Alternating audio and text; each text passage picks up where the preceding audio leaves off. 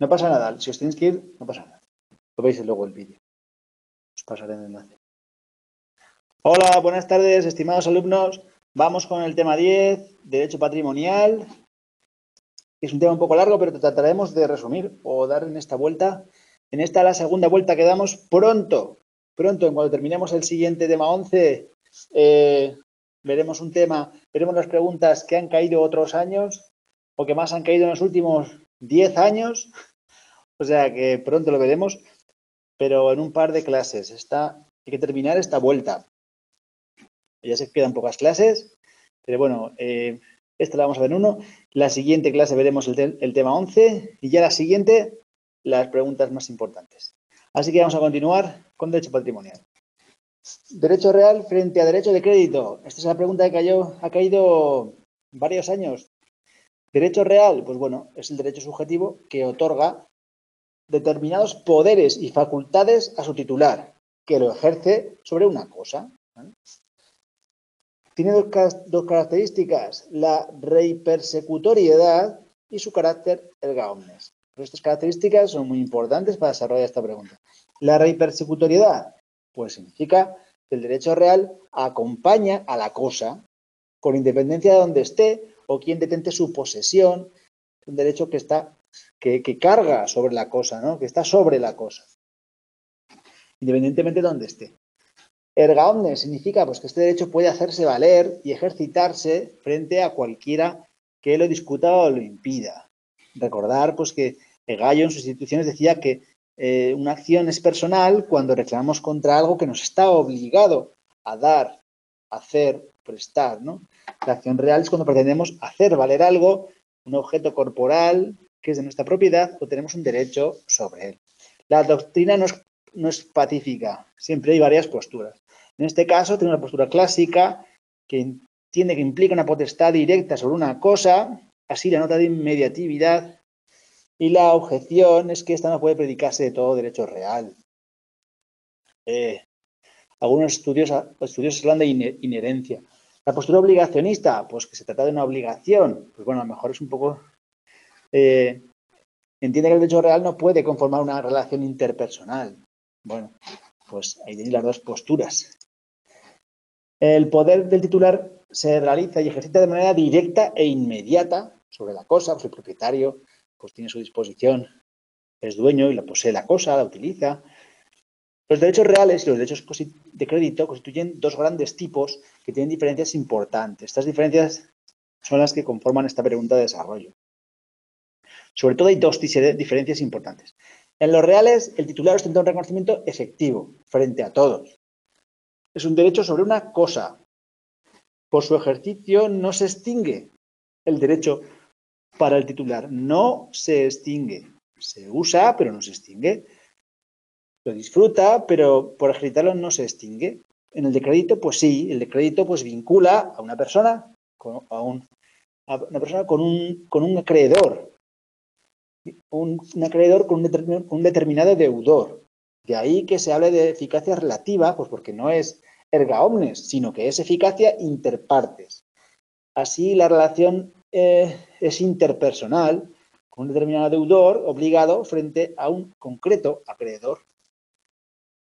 De hecho, cuando se ejercita y es eficaz, produce la extinción. Esa es la gran diferencia. En cuanto a la clasificación de los principales derechos reales, pues tenemos dos grandes categorías. Los derechos de propiedad y derechos reales en cosa ajena. En propiedad serían derechos reales propios de mi propiedad y derechos reales en cosa ajena pues serían en cosa de otro, ¿no? El de propiedad pues es el derecho real. Por excelencia significa el pleno dominio o poder de una persona sobre una cosa.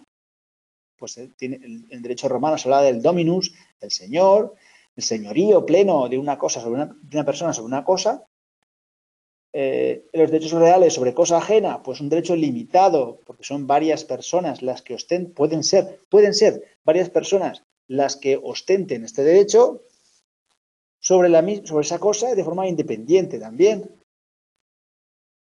Puede ser ajena, perteneciente a otro propietario, efectivamente.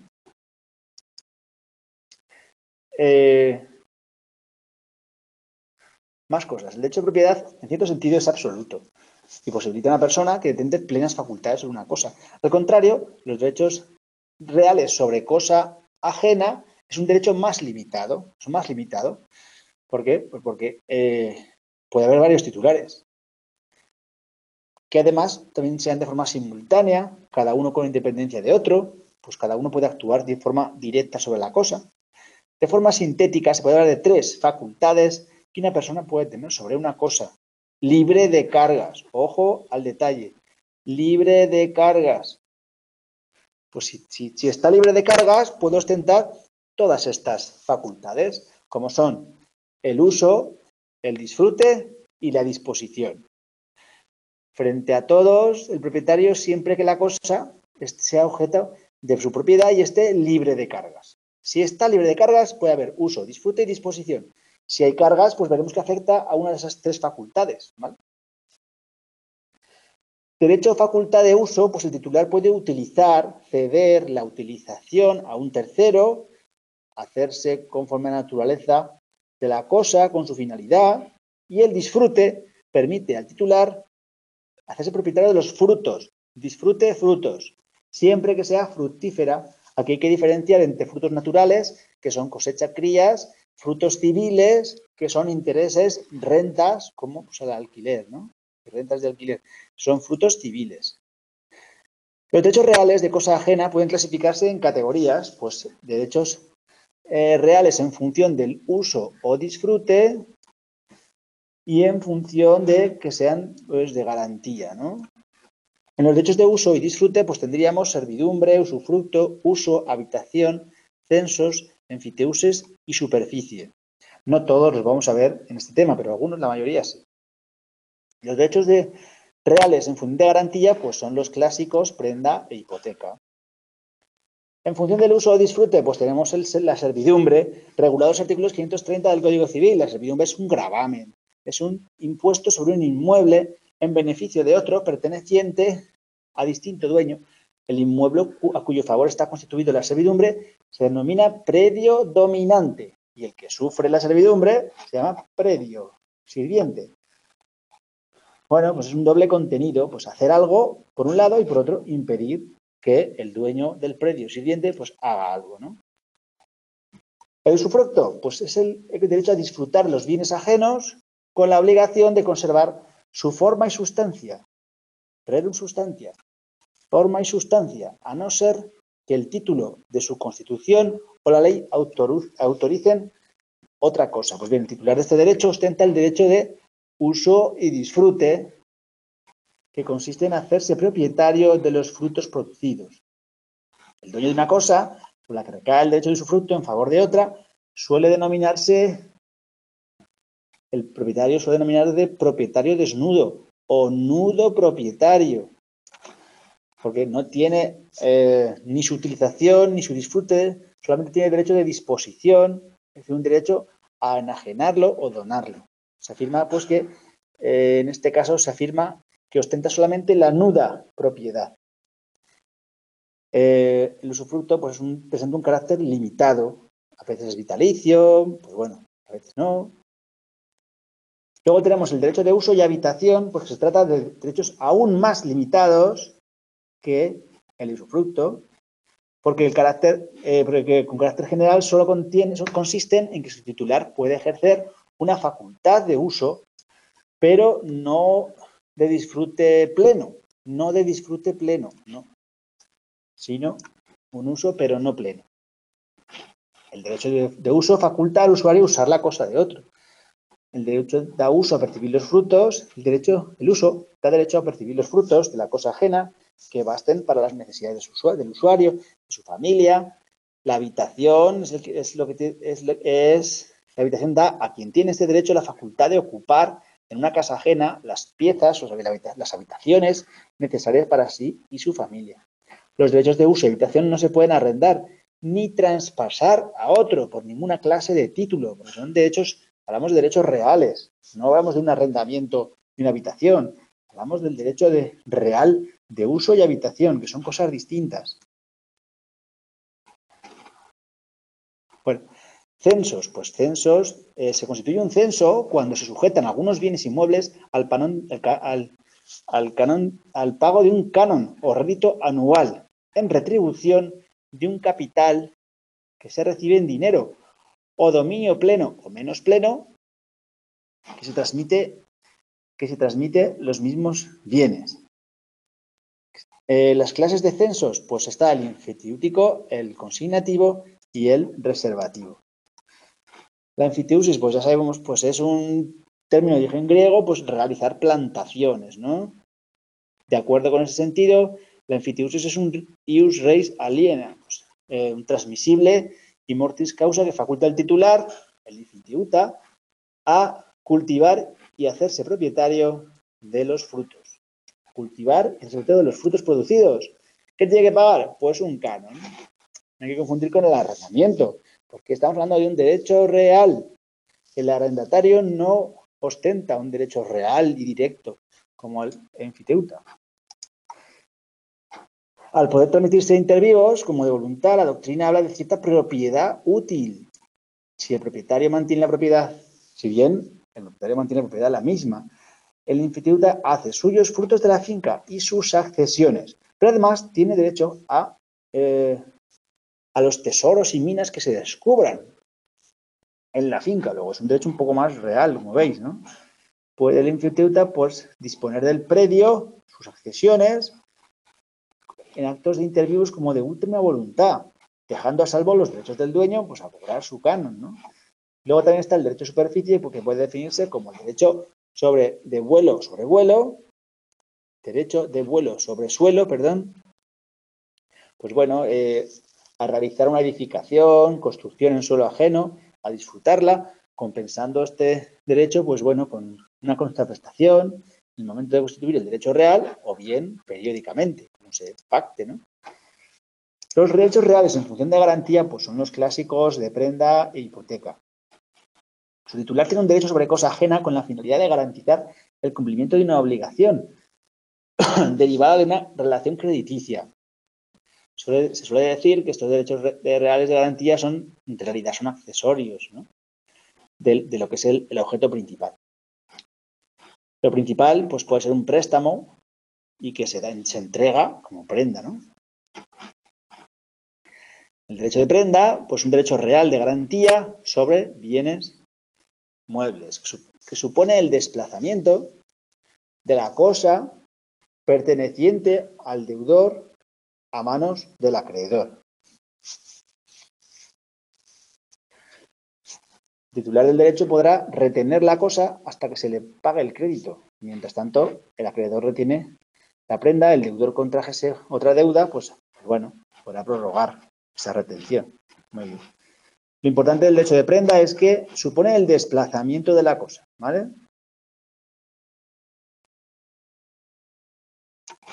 El desplazamiento. El derecho de hipoteca recae sobre bienes inmuebles.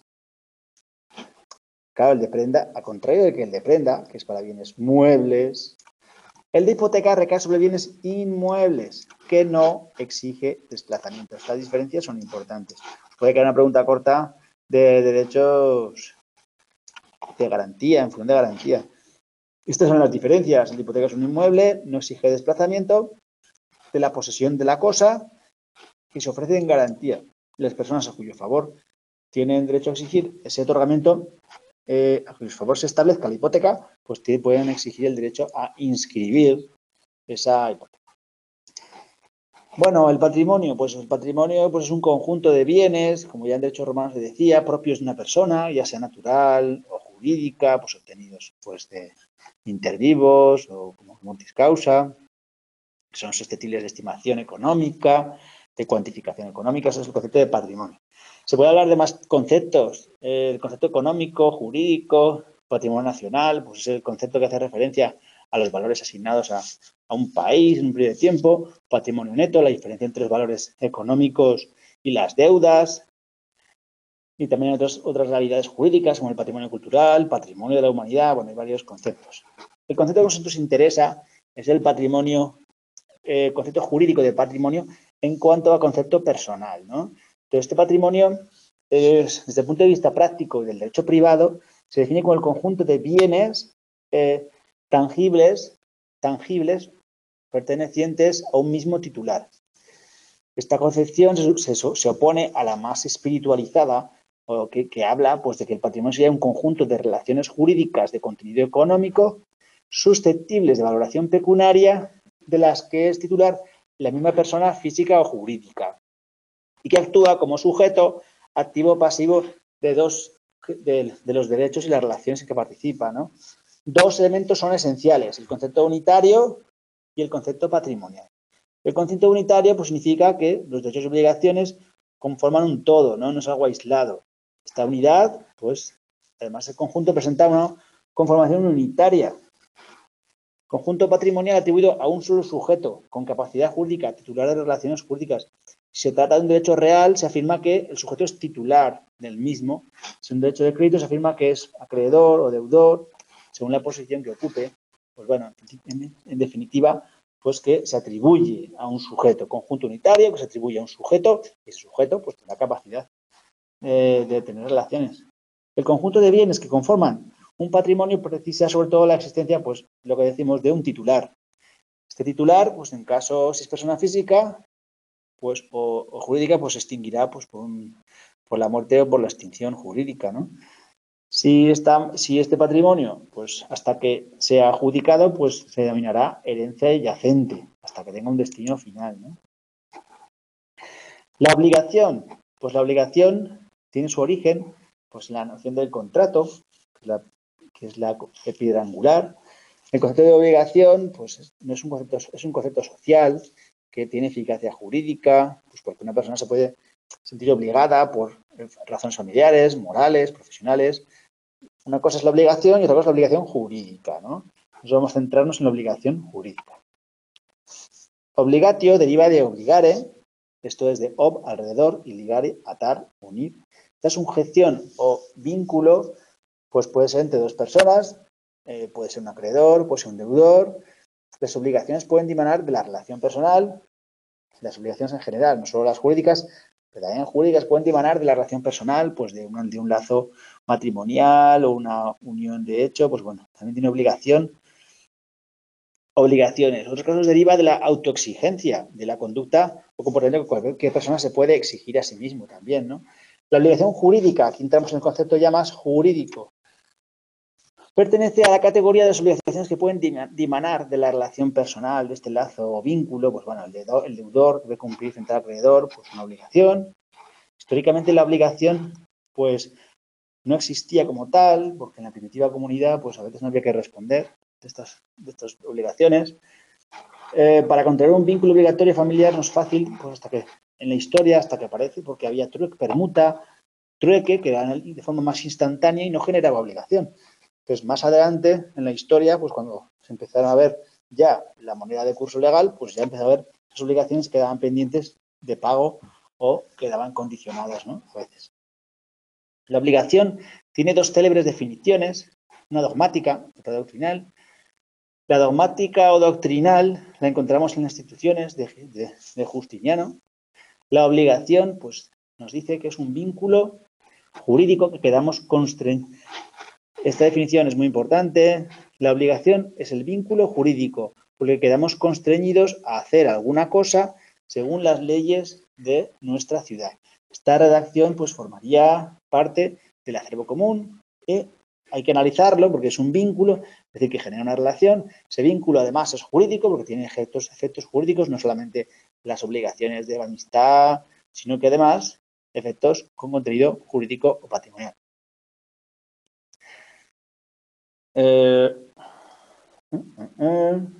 Constreñidos a hacer alguna cosa como consecuencia, pues surge así ese deber, ¿no? Si nos constriñen a hacer alguna cosa, pues un deber. Según las leyes de nuestra ciudad, pues también nos decía, pues significa pues que debe haber un vínculo jurídico que además sea exigible. El deber que exigido por el deudor, pues puede ser exigible al acreedor. Otra definición, pues está la del jurista del siglo XIII, Paulo, que está en el Digesto, en el que nos dice que la esencia de las obligaciones consiste en constreñir a otro para que nos dé o haga o preste algo.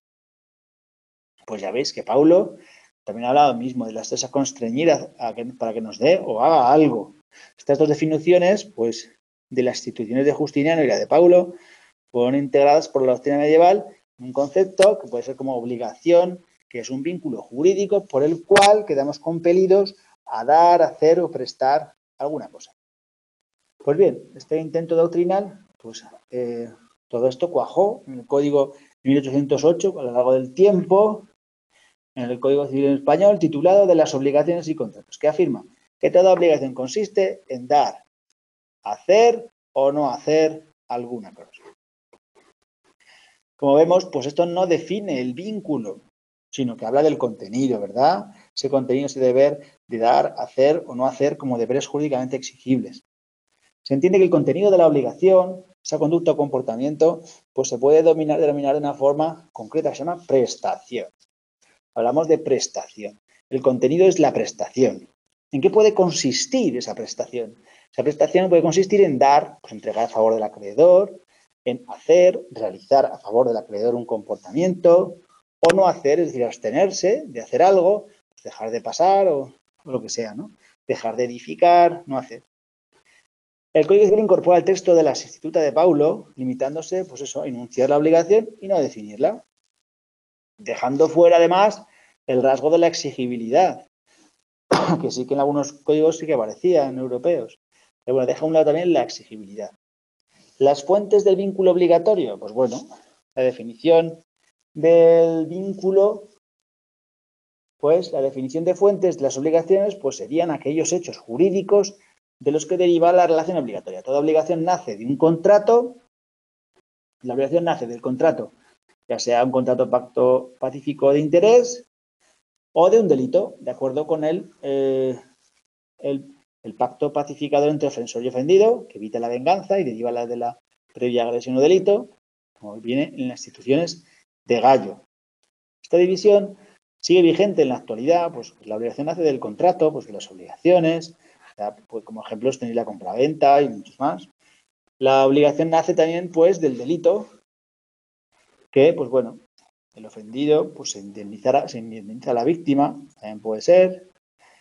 Los derechos romanos añaden dos nuevas fuentes que se denominan el cuasicontrato y el cuasidelito. Las obligaciones nacen de la ley, de los contratos, los cuasidelitos y los actos o omisiones ilícitas en los que interviene cualquier tipo de culpa o negligencia. Las obligaciones nacen de la ley, nos dice el artículo 1090. Las obligaciones derivadas de la ley no se presumen, solo son exigibles las expresamente determinadas por el Código, las leyes especiales, los preceptos. Las que nacen de la ley pues, son independientes de la voluntad humana. Su fuente es la potestad de los poderes públicos.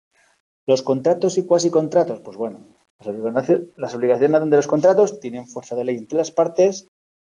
Bueno, pues bueno, ya vemos que el contrato es una fuente pues más generalizada. En un contrato, dos o más personas consienten en obligarse o en darse alguna cosa, prestarse algún servicio.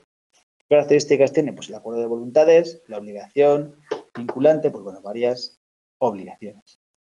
La autonomía privada, pues viene en el 1255, ese pacta sunt servanda, los pactos hay que cumplirlos. Los cuasicontratos, pues el artículo 1867 pues los define como los hechos lícitos, y puramente voluntarios de los que resulta obligado el autor para con un tercero, a veces una obligación recíproca de los interesados. El cuasicontrato es un hecho unilateral, voluntario y lícito. A diferencia de un contrato, con el contrato que es la ausencia de acuerdo de voluntades. La diferencia con un contrato es la ausencia de acuerdo de voluntades. Por ejemplo, un legado en el que el heredero queda obligado, cumpliendo la voluntad del testador, pues nada, deberá tomar una cosa y entregársela al beneficiario del legado. Clases de obligaciones. Las obligaciones por razón de los sujetos intervinientes. Pues bueno, aquí tenemos que las obligaciones, puede haber obligaciones con sujeto determinable. Es decir, por razón de los sujetos intervinientes, pues surge un vínculo que queda perfectamente identificado el acreedor con el deudor, aunque puede ser posteriormente determinable. Las obligaciones parciarias se denominan así porque cada uno asume su parte, pues parciaria es parte. Y uno está obligado a pagar la parte proporcional que le corresponde y está facultado solamente a reclamar una parte, ¿no? Luego están las obligaciones cumulativas, que son aquellas que, existiendo pluralidad de sujetos, cada uno está obligado a satisfacer al acreedor el montante íntegro del débito y libera a los demás. Luego están las solidarias, que son aquellas en las que uno de los acreedores, solidaridad activa, está facultado para exigir a cada uno de los deudores, solidaridad pasiva, el importe íntegro. Se distinguen de las cumulativas en que si uno de los deudores cumple y abona el total, pues libera a los demás. Pues ya veis.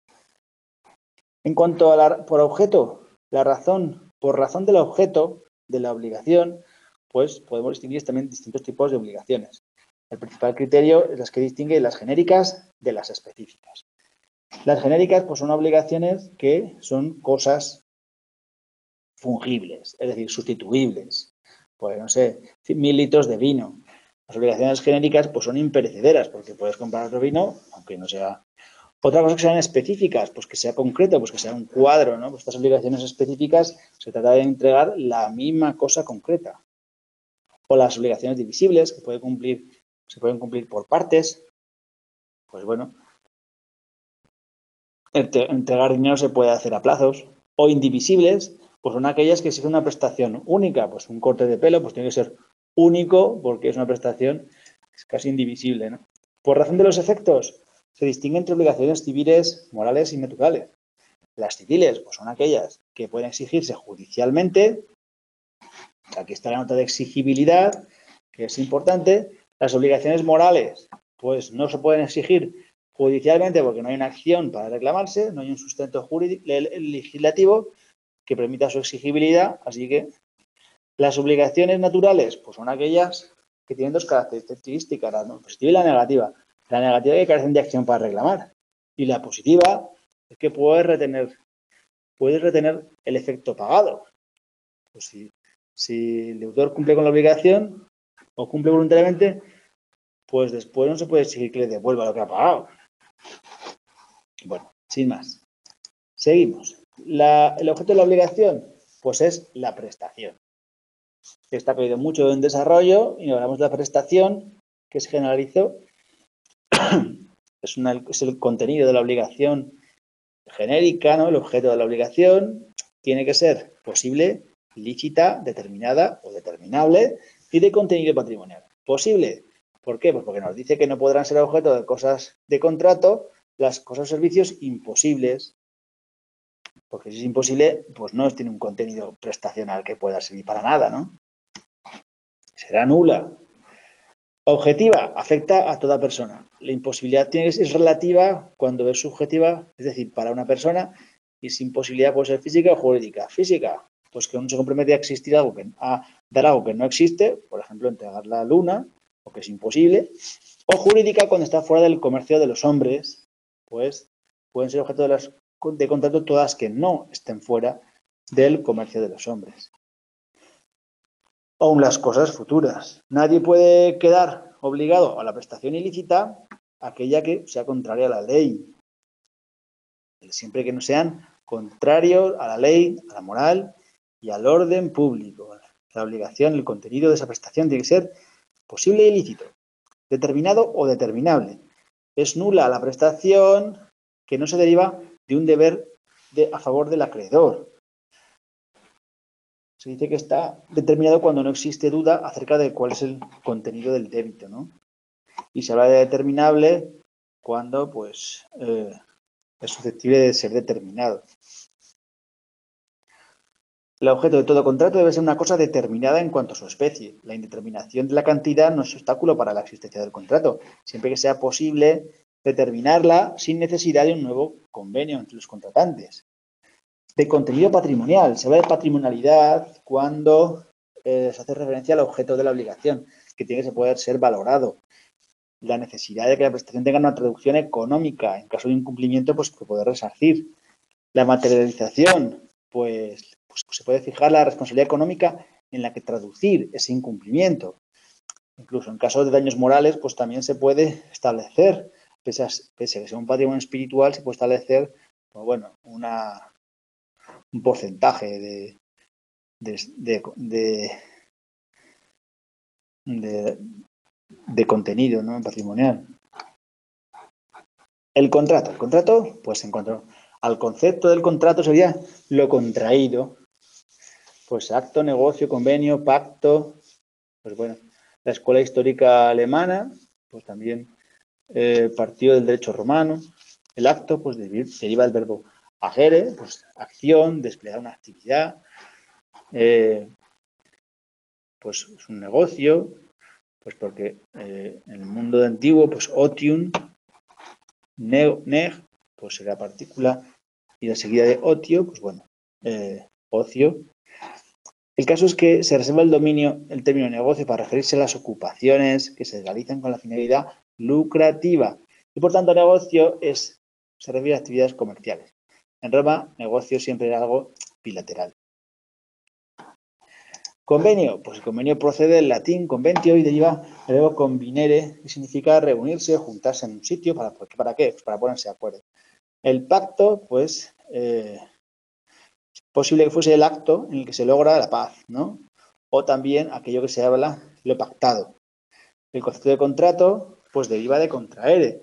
Da igual la forma que señalamos al hablar, el negocio excluye todo acto unilateral. ¿Por qué? Porque se trata de un acto bilateral, pues vinculante. Hay distintas escuelas. La doctrina canonista medieval habla del deber de respeto y fidelidad. El pensamiento escolástico tardío habla, pues, del que el contrato es fruto de, pues, esa voluntariedad jurídica definido para proteger los intereses. La escuela de derecho natural, pues, como consecuencia de la exaltación de la libertad del individuo, pues hace la primacía de la voluntad humana para ordenar su vida. Así, cualquier forma en la que el hombre quiera obligarse, pues se va a quedar obligado. Este principio liberal formal, pues contrasta un poco con el principio liberal contractual, que constituyen los dos pilares que se asienta el edificio del sistema contractual moderno, ¿no?, entre lo formal y lo contractual. El derecho inglés carece de texto legal y, por tanto, se asienta en el case law, en los precedentes, pero nuestro Código Civil expresa que la perfección del contrato, pues el contrato existe desde que una o varias personas consienten, es decir, consensual, en obligarse respecto de otras, a dar una cosa, a prestar algún servicio. Esto se completa con el 1558, que nos dice que los contratos se perfeccionan por el mero consentimiento. Desde entonces obligan no solo expresamente a los pactados, sino también a todas las consecuencias según su naturaleza y conforme a los usos y a la buena fe y al uso y a la ley. Por su parte, el principio de libertad contractual, pues bueno, nos dice que los contratantes pueden establecer pactos y cláusulas y condiciones que tengan por conveniente, siempre y cuando no sean contrarios a la ley, a la moral ni al orden. La responsabilidad contractual, pues bueno, nos dice esta pregunta de desarrollo que el contrato pues genera obligaciones, que las obligaciones dimanantes de los contratos deben ser cumplidas. Hay supuestos, como el caso fortuito, la fuerza mayor, en que el incumplimiento no provoca la responsabilidad, puesto que se exime por la fuerza mayor. Solo será imputable a la persona deudor que se puede imputar, pues, por dolo o culpa, esa responsabilidad contractual. No obstante, hay que distinguir entre deber y responsabilidad. Deber encierra, pues, la obligación de la responsabilidad que encarna ciertos supuestos de incumplimiento y que además exige un efectivo daño patrimonial. A diferencia de la responsabilidad contractual y civil, que de la penal, pues esta última, el derecho actúa probando la voluntad delictiva sin que se aprecie un daño efectivo, aunque sí que pueda haber una lesión. El concepto de incumplimiento, pues, es la premisa de la responsabilidad contractual. Si produce un incumplimiento, pues el deudor no cumple en términos absolutos si lo hace de forma distinta a la convenida o si es extratemporáneo. Sin embargo, si la causa del incumplimiento puede imputarse al deudor, pues el acreedor podrá reclamarle la indemnización de daños y perjuicios. El Código Civil Español aborda el carácter general las consecuencias del incumplimiento en el artículo 1101. Nos dice que quedarán sujetos a indemnización los daños y perjuicios causados en el cumplimiento de sus obligaciones que incurrieren en dolo, negligencia o morosidad y de los que de cualquier modo contravinieren el tenor de aquella. Pues bueno, mientras el dolo y la negligencia pues son criterios de imputación, pues la mora y la contravención del tenor de la obligación son efectivos supuestos de incumplimiento, ¿no? Hay que distinguir esas cosas. Dolo y negligencia pues son criterios de imputación y mora y contravención pues es que ya he incumplido, ¿verdad? Cuando hablamos de mora y contravención ya he incumplido. Bajo la rúbrica de las obligaciones y contratos, pues tenemos el alcance de la responsabilidad contractual y la subsiguiente, daños y perjuicios. Está, pues bueno, vamos a verlo. Si el deudor no cumple, pues de forma intempestiva o exactamente su obligación, pues se le puede exigir el acreedor que cumpla, ¿verdad?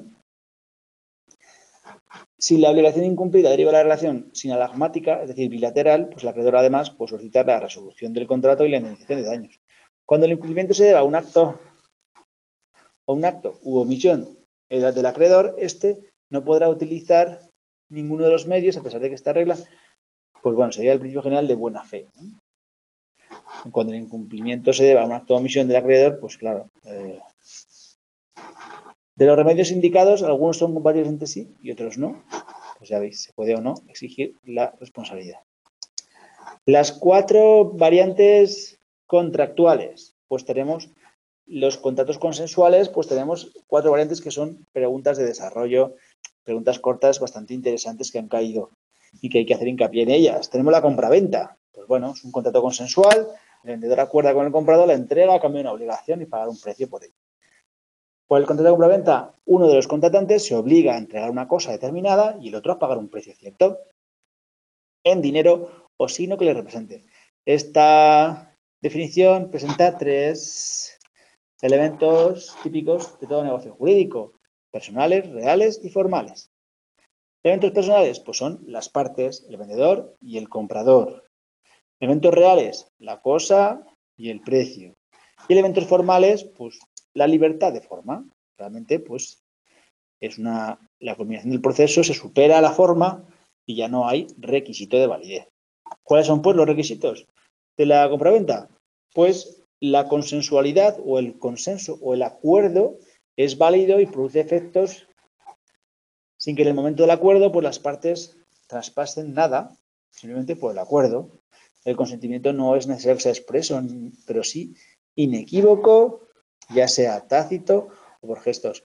No formal, pues la consecuencia de la consensualidad, su perfección, pues solo requiere ese acuerdo, sin otra exigencia, sin ninguna más exigencia. Claro, luego la cuestión está en la prueba, ¿no? Como pruebas este acuerdo. La compraventa comporta un contrato bilateral perfecto, con más claridad por esa bilateralidad. Cada prestación surge y encuentra su sentido en la contraprestación del otro, por eso se dice que son sinalagmáticas. Pues porque son concatenadas, la compraventa es un contrato oneroso, debido a que las prestaciones son recíprocas, el comprador encuentra pues, un cierto equilibrio económico con la compensación del vendedor. Bueno, se afirma que la disposición económica supone la prestación de que cada parte encuentra pues, la justa compensación económica pues, en la compraventa, ¿no? El arrendamiento, pues ya veis, el arrendamiento, pues un contrato consensual en virtud con una persona, pues entrega para su uso o disfrute una cosa cierta, pues obliga a prestar un determinado servicio, a entregar una contraprestación, un precio. Tiene 3 variantes, que puede ser arrendamiento de cosa, de servicios o de obra. De cosa, pues ya veis, para su aprovechamiento como la obligación de abonar una renta o alquiler, que son frutos civiles, recordarlo. En el arrendamiento de cosas, una parte se obliga a dar y otra el goce o uso de la cosa por tiempo determinado y precio cierto. El arrendamiento de servicios, pues el arrendador conviene con el arrendatario prestar un servicio o trabajo a cambio de una remuneración, un salario. El arrendamiento, pues bueno, una de las partes se obliga a ejecutar una obra o a prestar un servicio por precio cierto. La renta se abona en beneficio o provecho del que genera el servicio. El de obra, pues una persona se compromete a ejecutar cierta obra a favor de quien se lo pide y a cambio de una renta, pues ya lo veis, de cosa, de servicio y de obra. El mandato, pues ¿qué es el mandato? Pues un contrato consensual que recibe una persona determinada que es denominada mandatario. El mandatario recibe de otra denominada mandante un encargo. El mandatario recibe de otra denominada mandante un encargo que acepta y se obliga. ¿Lo veis? El mandatario recibe de la otra, el mandante, un encargo que acepta y se obliga. El mandante es el dominus negotii, el que domina. Y el mandatario, pues el que recibe el encargo. Lo normal es que para dicho encargo produzca eficacia jurídica, puede considerarse en el ámbito del derecho que es, pues, el encargo consiste en realizar una actividad, un negocio con trascendencia jurídica. Para que nazca la obligación, la relación obligatoria, pues entre quien ruega y quien recibe el ruego es necesario que éste lo acepte. El mandatario recibe el encargo y el mandante pues lo manda, ¿verdad? Sociedad. Bueno, vamos a ver. Pues aquí. Sí, bueno, aquí tenemos el 1709, que por el contrato de mandato se obliga a una persona a prestar un servicio o a hacer una cosa por cuenta de encargo de otra. Lo tienes claro en el Código Civil. Sociedad. Pues sociedad es el contrato consensual por el que dos o más personas se obligan recíprocamente a ¿qué? Pues a poner en común bienes o trabajos con el propósito de alcanzar un fin lícito común a todos en beneficio y luego el beneficio se distribuirá en la proporción acordada. Es un contrato no formal. Pregunta de test. Frecuentemente escrito. Es multilateral perfecto, porque las obligaciones pues afectan a todas las partes que se obligan a aportar esas sumas de dinero. Es un contrato oneroso, no formal, oneroso. ¿Por qué? Pues porque hay unas obligaciones que implican pues una reciprocidad de las prestaciones. Es de tracto sucesivo. ¿Por qué? Pues porque no se agota en el cumplimiento de las obligaciones contractuales, en aportar el dinero, sino que su eficacia se dilata en el tiempo, ya que siguen buscando ese beneficio. No se acaba al poner en común los bienes, sino que siguen buscando ese beneficio mercantil o económico en el tiempo. Esta sociedad pues se regula en el Código Civil y nos dice que la sociedad es un contrato por el cual dos o más personas se obligan a poner en común dinero y bienes o industria con el ánimo de repartir entre sí esas ganancias, ¿vale? Aquí tenéis unos pequeños esquemas que os pueden servir para distinguir entre pues, derechos reales, que pueden ser de propiedad, es decir, en cosa propia, propiedad, con las facultades, si la cosa está libre de cargas, de uso, disfrute, obtener frutos y disposición, o en cosa ajena. Aquí en cosa ajena pues tenemos los derechos reales de uso o disfrute, pues servidumbre, usufructo, uso, habitación, censos, enfitiusis, superficie, todos estos, ¿no? Derechos reales de garantía, pues ya sabéis, prenda, hipoteca, prenda, bienes muebles, no desplazamiento de la cosa, hipoteca, inmuebles, perdón, prenda se supone desplazamiento, inmuebles no desplazamiento, lógicamente los inmuebles no se pueden desplazar. Y luego tenemos el concepto de obligación, donde tenemos pues el artículo 1088, porque toda obligación consiste en dar, hacer o no hacer, con un contenido, pues aquí tenéis, dar, hacer o no hacer, las clases de obligaciones, parciarias, cumulativas y solidarias, por razón del objeto, genéticas específicas divisibles o indivisibles, o por los efectos que pueden tener civiles, morales o naturales. Los 4 principales contratos consexuales, pues esto lo tenéis que aprender para preguntas de desarrollo que son un poco más cortas, pero que pueden venir bien, ¿no? Aquí veis un poco sintetizado, pues que la compraventa pues obliga a entregar una cosa determinada, es un contrato bilateral perfecto, recíprocas, elementos personales, vendedor y comprobado, reales, cosa y precio. Formales, pues que es libre de forma. Requisitos, consensualidad, lo acordado es válido y por efectos, y no formal. El arrendamiento, pues bueno, entrar una cosa entregar para su uso y disfrute, cosa cierta, a prestar un determinado servicio o a cambiar un precio, partes personales, pues arrendador y arrendatario. Variantes, pues que puede ser de cosa, de servicio o de obra. De cosas, el arrendamiento clásico que conocemos, con un fruto civil que puede ser el precio cierto, el alquiler, y el servicio, pues como contratar un servicio por un precio cierto, pues a cambio de un salario, y la obra, pues ejecutar una obra, ¿no? Luego nos queda mandato y sociedad. Mandato, que estamos hablando de un mandato que es mandatario, que es el que recibe la cosa, denominada mandante, pues el mandante pues hace un encargo al mandatario que lo recibe. El encargo debe tener eficacia jurídica, el contenido jurídico pues es la aceptación, ¿verdad? Los requisitos son que tenga un contenido jurídico y que haya una aceptación, es un mandato. El de sociedad, pues un contrato consensual que sirve para poner en común trabajos, el propósito de un fin lícito. Y bueno, pues el beneficio se distribuye en la proporción acordada. ¿Qué características tiene? Pues que es un contrato consensual, no formal, multilateral, perfecto, que cada socio es responsable del interés social, es oneroso, porque, pues bueno, hay esa reciprocidad de prestaciones, de tracto sucesivo, pues porque no solamente consiste en aportar el dinero, sino que durante el tiempo, pues preocuparse de conseguir beneficios, distribuir beneficios y, pues bueno, con el ánimo de ganar dinero, ¿no? Con el ánimo de lucro. Bueno, chicos, y con esto, pues hemos terminado este repaso rápido al tema 10. Y bueno, hemos terminado con este tema. El próximo día veremos el tema 11 y luego veremos una clase especial donde hablaremos de las preguntas que han caído en los últimos años. Ya sé que muchos estáis pidiendo esa clase especial. Pronto, ya falta pronto. Una clase más, acabamos esta vuelta y ya nos dedicamos a pues, hacer más fuerza, más hincapié en esas preguntas que han caído otros años, en las preguntas de test, las preguntas que hay que tener más claras, más esquematizadas y mejor. Así que, pues nada, chicos, chicas, mucho ánimo, seguir estudiando, seguir trabajando y nos vemos en la siguiente clase.